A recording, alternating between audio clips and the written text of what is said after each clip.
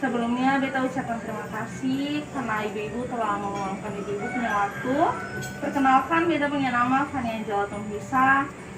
Beta adalah mahasiswa dari Universitas Kristen Indonesia Maluku, Fakultas Kesehatan Program Studi Perawatan. Ibu-ibu, beta punya maksud dan tujuan di sini adalah untuk memberikan penyuluhan kesehatan terkait dengan penyakit diabetes mellitus. Bagaimana akan punya cara definisi, sampai akan punya cara pencegahan terhadap ibu-ibu.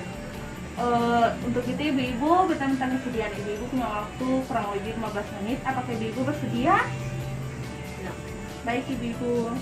Ibu-ibu, di sini beta sedang pegang lembar balik sebagai kita punya media penyuluhan. Terus kita lanjut ibu-ibu. Apakah ibu-ibu sudah pernah mendengar kata diabetes?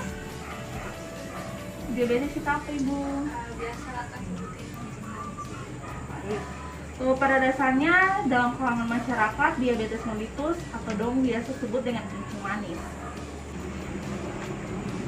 Menurut WHO, penyakit diabetes adalah suatu gangguan metabolisme kronis dengan multi etiologi yang ditandai dengan tingginya kadar gula darah akibat dari influensasi fungsi insulin. Insulin adalah hormon yang dilepaskan oleh pankreas yang bertanggung jawab dalam mempertahankan kadar gula darah yang normal, di mana nilai gula darah yang normal adalah di bawah 100 mg per desiliter, dan yang sudah menderita diabetes itu bisa mencapai 200 mg per desiliter atau lebih. Yang berikut, apa saja penyebab diabetes mellitus? Pada dasarnya penyebab diabetes mellitus itu bisa dipicu oleh berbagai banyak hal. Yang pertama adalah faktor genetik atau keturunan. Salah satu penyebab diabetes mellitus yang tidak bisa dilalahkan yaitu faktor genetik atau keturunan. Makanya diabetes itu sering disebut sebagai faktor genetik. Yang kedua adalah pola makan. Pola makan yang buruk memiliki 10 kali lipat risiko terhadap tubuh yang akan memicu diabetes mellitus.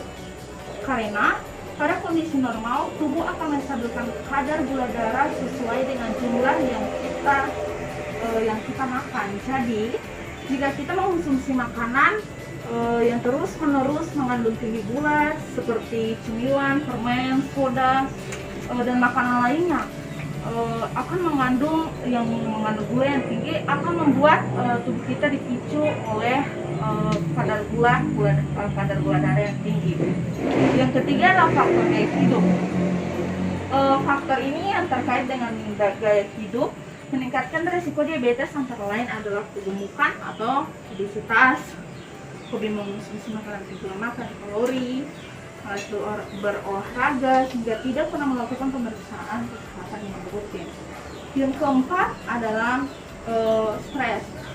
Stres itu dapat dipicu, diabetes itu dapat dipicu oleh stres yang berlebihan. Stres yang terus bertumpuk dapat menimbulkan risiko diabetes pada seseorang. Berikut, apa gejalanya?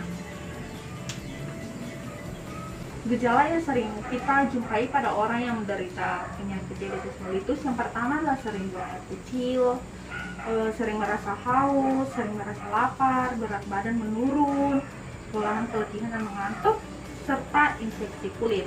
Nah, terkait dengan infeksi kulit, pada dasarnya kakak sudah pernah lihat orang-orang yang terkena diabetes itu dong punya kulit tuh kayak mau dibilang apa ya, busuk karena bakteri, artinya dong kulit itu jadi kotor. Oke, berikut adalah bagaimana klasifikasi diabetes mellitus. Klasifikasi diabetes mellitus dibedakan menjadi beberapa tipe. Yang pertama, diabetes mellitus tipe 1, diabetes mellitus tipe 2, diabetes mellitus tipe lain, dan diabetes mellitus tipe gestasional.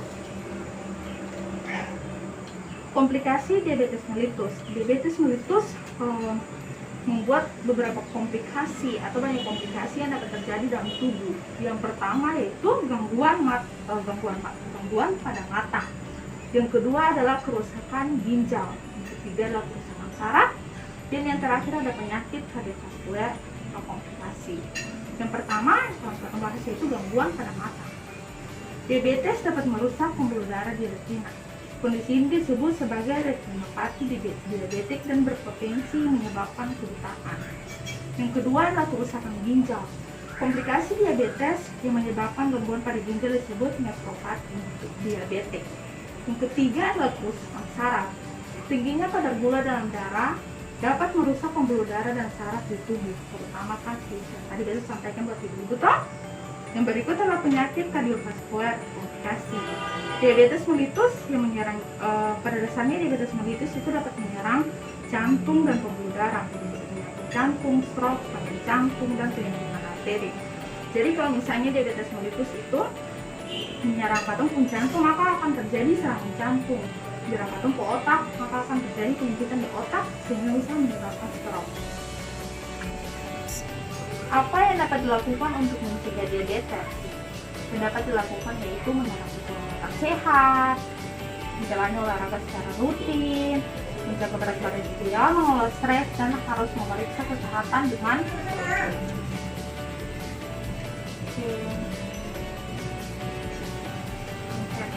Baik ibu-ibu, dari beliau menit penjelasan tadi, apakah ada pertanyaan?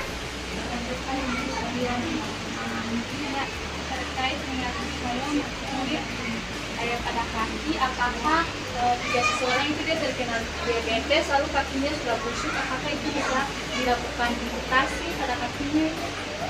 Baik ibu.